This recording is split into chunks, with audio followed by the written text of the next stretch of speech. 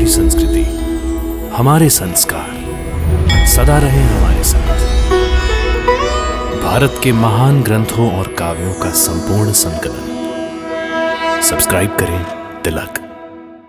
कई तरीके की एलईडी लाइट्स आपके घर और ऑफिस के लिए। GR LED lights, make India bright.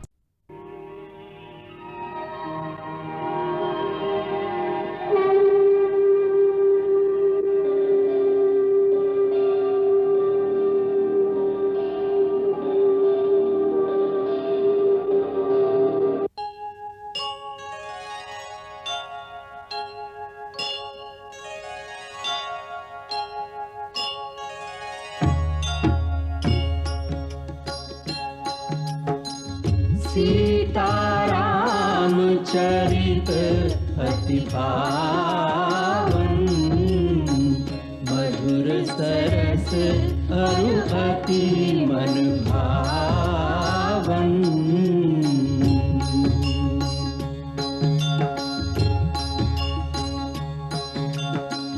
पुनि पुनि कितने हो सुने सुनाए, की प्यास बुझत न बुझाए।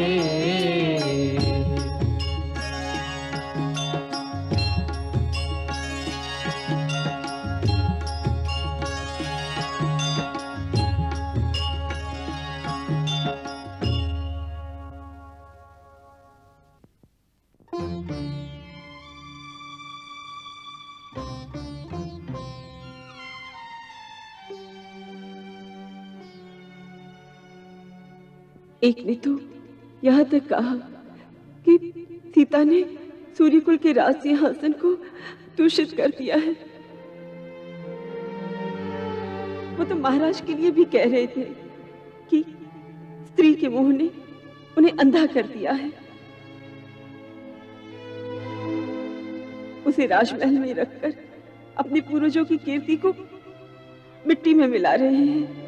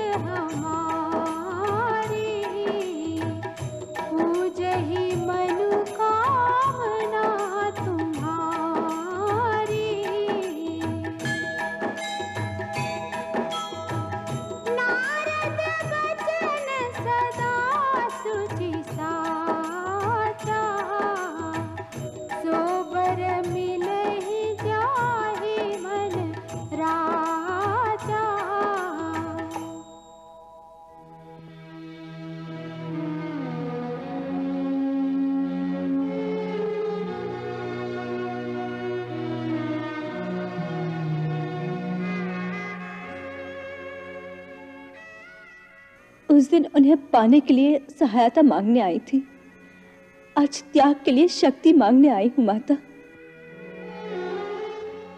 यदि मेरा निर्णय ठीक है तो मुझे आशीर्वाद दो।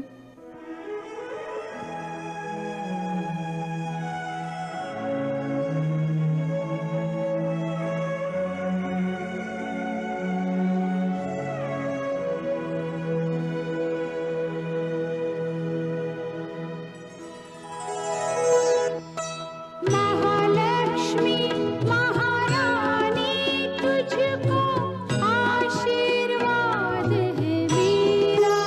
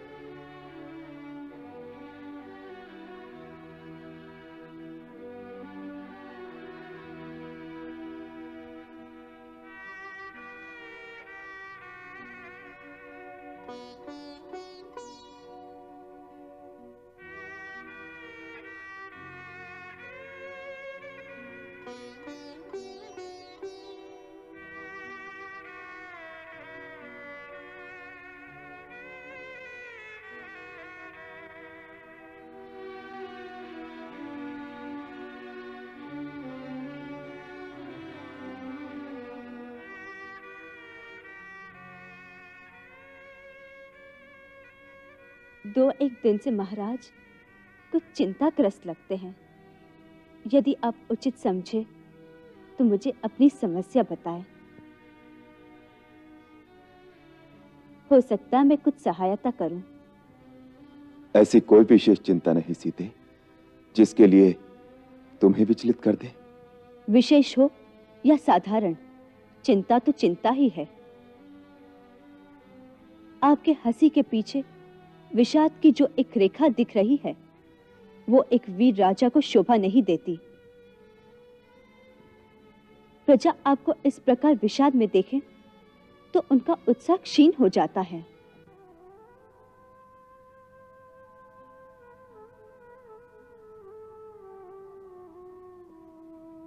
क्या राजा को कभी कोई दुख नहीं हो सकता? राजा को दुख हो सकता है परंतु वो उसे दिखा नहीं सकता।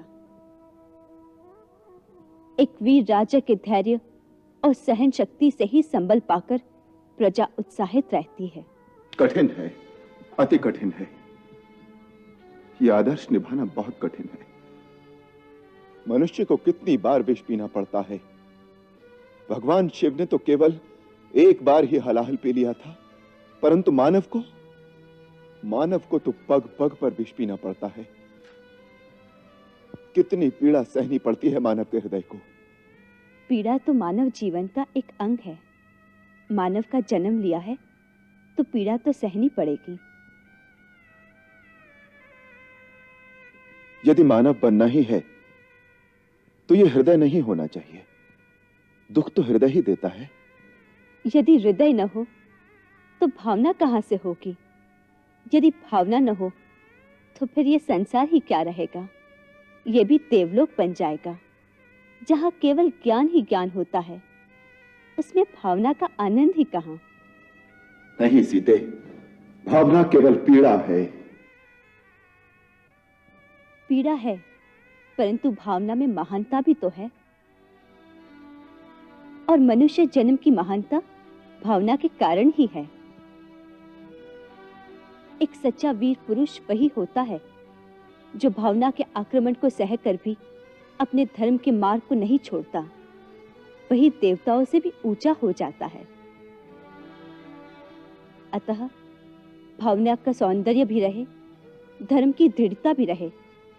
अब यही आदर्श तो आपको और मुझे स्थापित करना है। तुम कहना क्या चाहती हो सीते? महाराज, एक स्त्री के लिए आप इतने चिंतित रहे कि राजकाज में भी विघ्न पड़े, यह अयोध्यापति को शोभा नहीं देता। परंतु हम उस स्त्री को न्याय नहीं दे सके। वो हमारे द्वार से न्याय की भीख मांगती हुई चली गई। क्या हमें इसका खेद नहीं होना चाहिए? मैं उस स्त्री की बात नहीं कर रही। मैं उस स्त्री की बात कर रही हूं महाराज, जिसके कारण आज अयोध्या के राज्य सिंहासन पर कलंक की छाया पड़ रही है। कौन स्त्री? अयोध्या की महारानी सीता, आपकी पत्नी।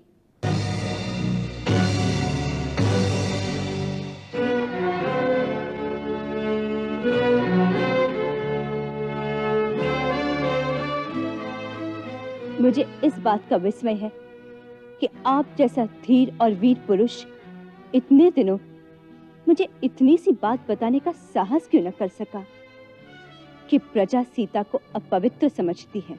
क्योंकि वो बात झूठी थी, तुम्हें बताने के योग्य नहीं थी। परंतु वो प्रजा का मत है।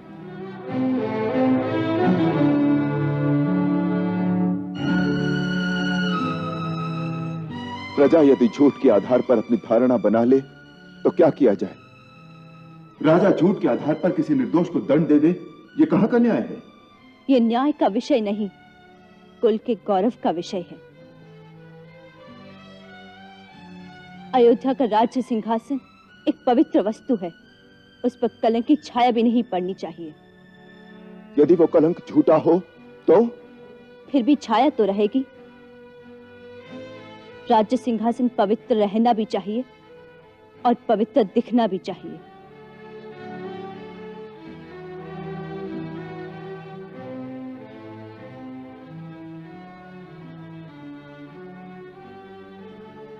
तो उसका रास्ता क्या है? मेरा त्याग।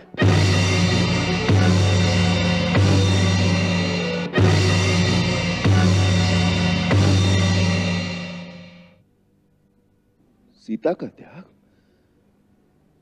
राम करेगा? राम सीता का त्याग करेगा? नहीं, राम नहीं करेगा, सीता त्याग करेगी। परंतु क्यों? क्योंकि विवाह के पश्चात आप ही ने कहा था कि सीता, तुम मेरी दासी नहीं, मेरी मित्र, मेरी साथी बनकर रहना। सो मित्र के नाते मेरा कर्तव्य है कि यदि मेरा रहना आपके जीवन को कलंकित कर रहा हो, मैं आपके रास्ते से हट जाऊं। झूठ के सामने घुटने टेक कर? नहीं, प्रजामत के सामने नतमस्तक होकर। एक राजा के नाते जनमत का आदर करना आपका धर्म है।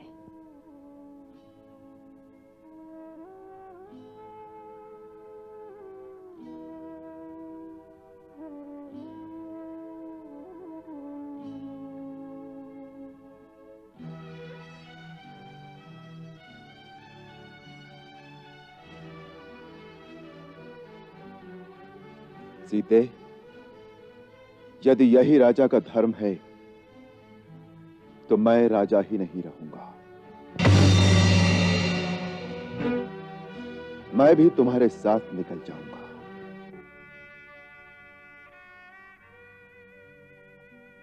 यदि आप ऐसा करेंगे तो राजा की प्रतिष्ठा और रघुकुल की उज्जवल कीर्ति को और आघात पहुंचाएंगे। मर्यादा पुरुषोत्तम कहलाने वाला राजा राम एक स्त्री के मोह में फंसकर अपने कर्तव्य पथ से भटक गया। इस कलंक से इतिहास आपको कभी मुक्त नहीं करेगा। सीते, सीते, क्या मेरे लिए केवल राजा का ही कर्तव्य है? मानवता के नाते, पति के नाते मेरा कोई कर्तव्य नहीं? मुझे तुम्हारा साथ नहीं देना चाहिए? कौन सी मानवता, कौन सा नाता महाराज? जिस दिन आपने राज मुकुट पहनकर राजा बनने की शपथ ली थी, उस दिन आपने साधारण मानव होने के अधिकार को तिलांजलि दे दी थी। राजा का कोई संबंधी, कोई सगा नहीं होता, राजा की कोई पत्नी नहीं होती। वो सबके लिए एक सन्यासी बन जाता है। उसका संबंध केवल प्रजा के साथ रह जाता है।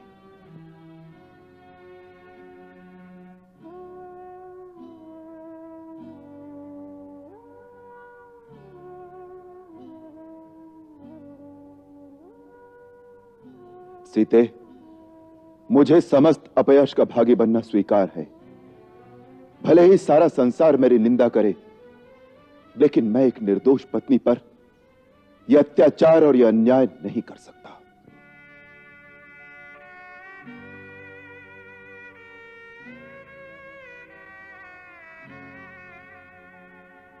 आप राजा होकर धर्म का मार्ग छोड़ना चाहते हैं?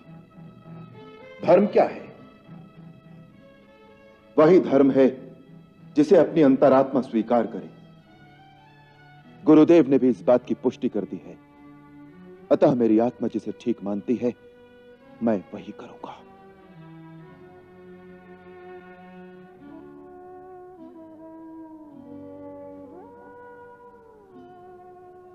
मैं सब कुछ त्याग दूंगा, परंतु सीता का त्याग नहीं करूंगा।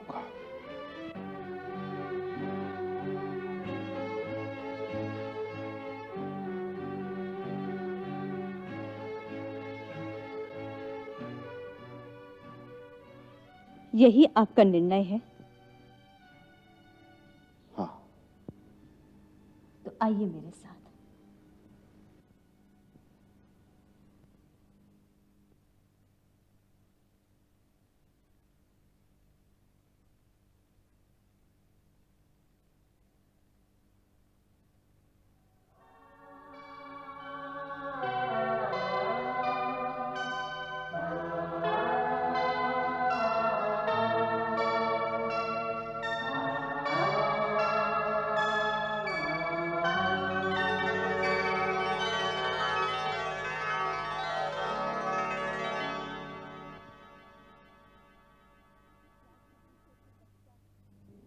राज्याभिषेक के पश्चात आपने इन पितरों के सम्मुख एक शपथ ली थी, जो इन पत्थरों पर, इस वातावरण में वायु के कण कण पर अंकित है।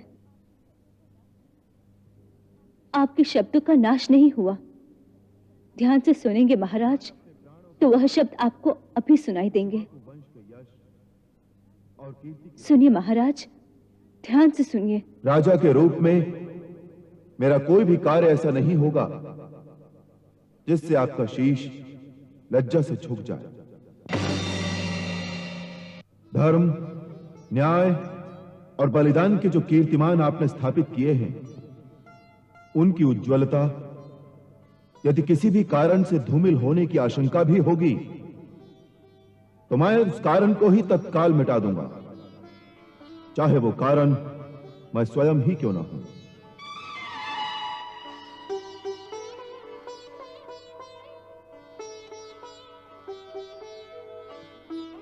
अब इन्हें उत्तर दीजिए। आज क्यों अपनी पत्नी के मुंह में आकर अपनी शपथ भूल गए कि जो स्कूल की कीर्ति को धूमिल करेगा उसका हम त्याग कर देंगे?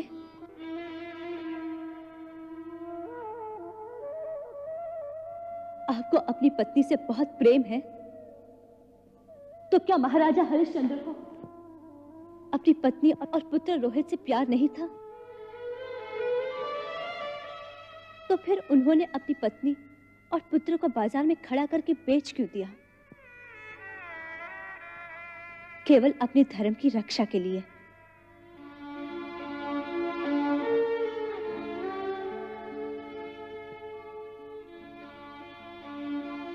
क्यों महाराजा शिवी ने अपने शरण में आए हुए एक कबूतर के लिए अपने तन का मांस दे दिया?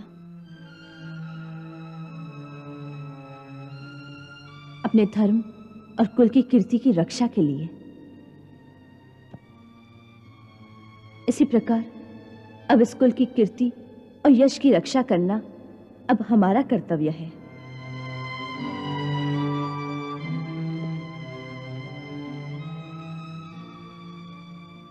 क्या हमारे निजी सुख इन महापुरुषों की कीर्ति से अधिक मूल्यवान है? स्वामी, मैं भी इस कुल की बहू हूं।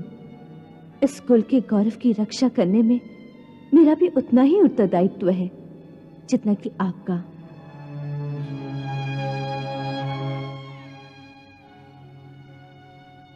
फिर मेरे पितृकुल के पूर्वज आज मेरी ओर देख रहे होंगे कि आज जब ससुराल कुल की कीर्ति और यश के लिए अपने निजी सुख के बलिदान करने का समय आया है, तो हमारी पुत्री उस परीक्षा में पूरी उतरती है या नहीं?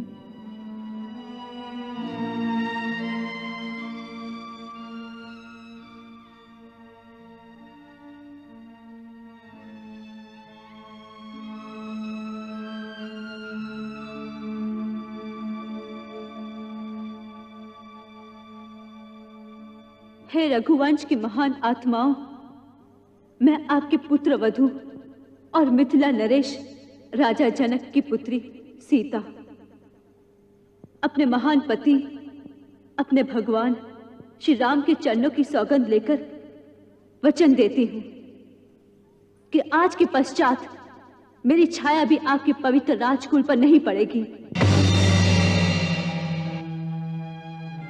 मैं अपना नाम का भी त्याग करती हूं ताकि ये कलंकित नाम किसी के जिह्वा पर भी ना आए। रघुवंशियों की भावी संतान को मैं अपने गर्भ में धारण करके जा रही हूं और ये वचन देती हूं कि इस संतान को इस योग्य बनाऊंगी कि आपके नाम और कीर्ति को और भी उज्जवल करे और वीरता के क्षेत्र में अपने पूर्वजों से भी आगे बढ़ जाए। मेरा जीवन उस दिन सार्थक होगा जब मेरी पवित्रता, मेरे सतीत्व, मेरी एकनिष्ठ पति भक्ति, मेरे संतान की वीरता के सामने यही अयोध्या की प्रजा घुटना टेक कर नतमस्तक हो जाए और जो कलंक आज आपके पुत्र वधू पर लगा रही है उसके लिए गिड़गिड़ाकर क्षमा याचना करे जिससे मेरे महान पति और आपकी कीर्ति पताका तीनों लोकों में सदा लहराती रहे। मेरे वचन सत्य हो, इसके लिए मुझे आशीर्वाद और शक्ति प्रदान करें।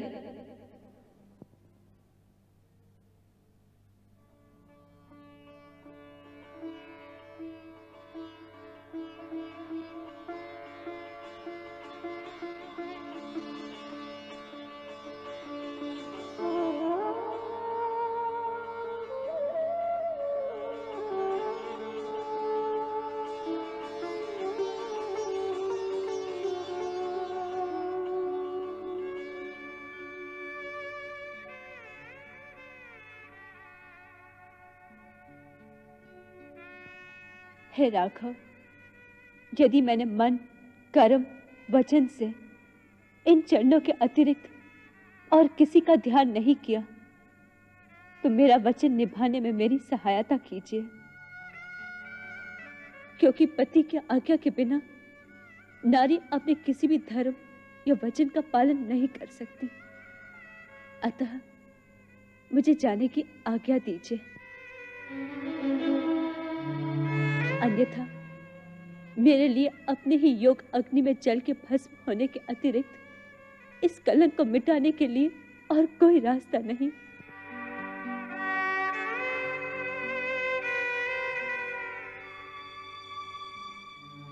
मुझे जाने की आज्ञा दीजिए प्रभु।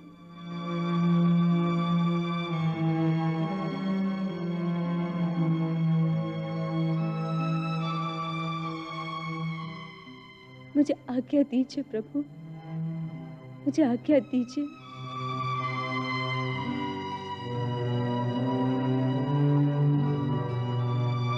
यही एक रास्ता है प्रभु, अब मुझे आज्ञा दीजिए।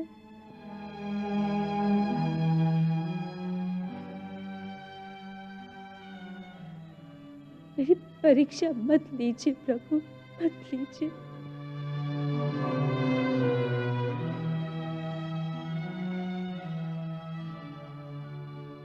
मंगल भवन अमंगल हारी, प्रभु सुदशरथ अजिर बिहारी।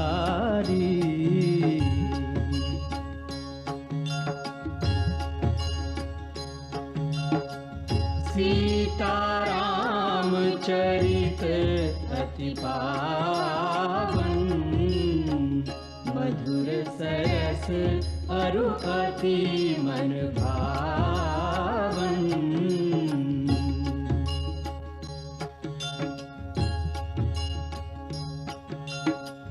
पुनि पुनि कितने हो सुने सुनाए, किया की प्यास बुझत न बुझाए।